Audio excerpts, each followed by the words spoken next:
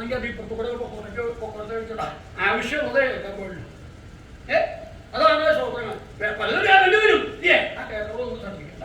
ആവശ്യമുള്ള മാത്രം കേൾക്കാം, ആവശ്യമില്ലാത്ത കേൾക്കേണ്ടതില്ല. അപ്പൊ അങ്ങനെ വേണമെങ്കിൽ എന്താ ഉണ്ടാവുക? അതിനും ഈ നിയന്ത്രണം തന്നെ ആവശ്യം.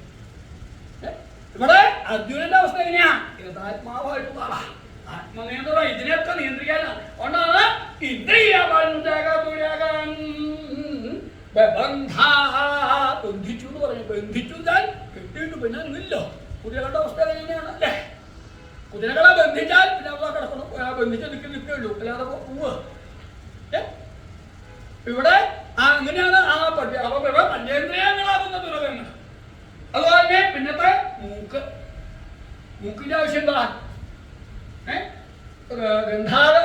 ഗന്ധങ്ങളെ അറിയരുത് ഇല്ലേ? പല ഗന്ധങ്ങളെ അനുഭവിക്കേണ്ടി വരും. ദുർഗന്ധം ഉണ്ടാവും, നല്ല ഗന്ധം